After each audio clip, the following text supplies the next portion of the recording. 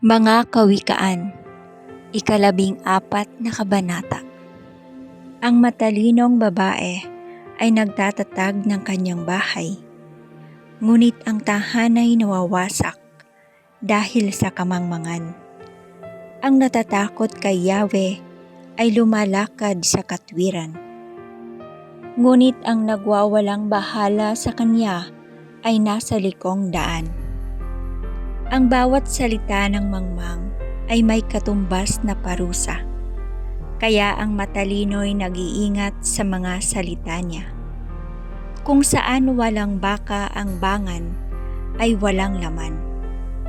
Datapwat sa maraming baka, sagana ang anihan.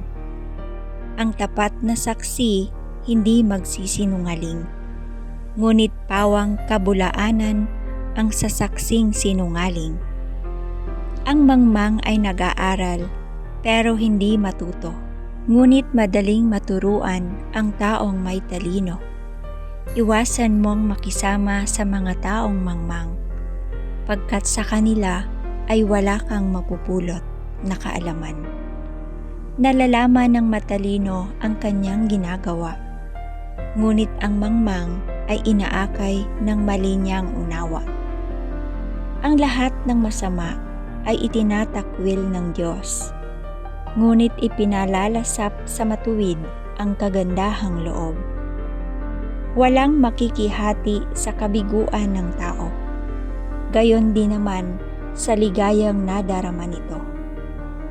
Ang bahay ng masama ay mawawasak, ngunit ang tolda ng matuwid ay hindi babagsak. May daang matuwid sa tingin ng tao, ngunit kamatayan ang dulo nito. Sa gitna ng ligaya, maaaring dumating ang kalungkutan, ngunit ang kaligayahay maaaring magwakas sa panambitan. Pagbabayaran ng tao ang liko niyang pamumuhay, ngunit ang gawa ng matuwid ay gagantimpalaan.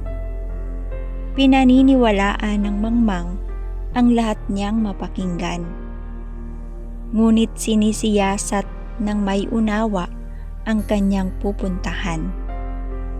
Ang taong may unawa ay lumalayo sa kasamaan, ngunit ang mangmang ay napapahamak dahil sa kapabayaan.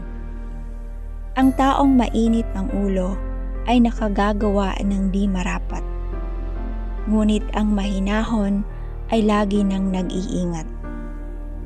Ang taong hangal ay nag-aani ng kamangmangan, ngunit ang matalino'y nagkakamit ng karunungan. Ang makasalanan ay mangangayupapa sa mabuting tao, at makikiusap na siya'y tulungan nito. Ang taong mahirap kadalas ay tinatalikdan, ngunit ang mayaman ay maraming kaibigan. Ang humahamak sa kapwa ay gumagawa ng masama, ngunit ang matulungin, ligaya ang tinatamasa.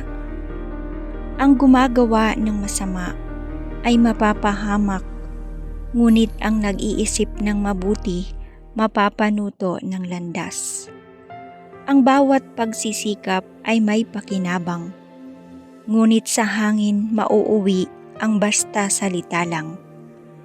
Ang putong ng matalino ay ang kanyang karunungan. Ang kwintas ng mangmang ay ang kanyang kahangalan. Ang tapat na saksi ay nagliligtas ng buhay, ngunit ang salita ng sinungaling ay pawang kataksilan. Ang pagkatakot kay Yahweh ay nagdudulot ng kapayapaan. May hatid na katatagan sa buong sambahayan. Ang pagkatakot kay Yahweh ay bukal ng buhay, at ang taong mayroon nito'y malayo sa kamatayan. Ang karangalan ng hari ay nasa dami ng nasasakupan, ngunit walang kabuluhan ang pinunong walang tauhan. Ang hinahon ay nagpapakilala ng kaunawaan, ngunit ang madaling paggagalit ay tanda ng kamangmangan. Ang isip na tiwasay ay nagpapahaba ng buhay, ngunit kabulukan ng mga buto ang kapusukan. Ang umaapi sa mahirap ay humahamak sa may kapal, ngunit ang matulungi nagdudulot ng karangalan. Ang masama ay ibinabagsak ng sariling kasamaan, ngunit ang kanlungan ng matuwid ay ang kanyang kabutihan.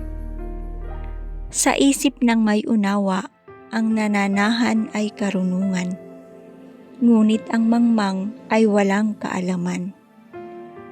Ang katwiran ay nagpapadakila sa isang bayan, ngunit ang kasalanan naman ay nagdudulot ng kahihiyan.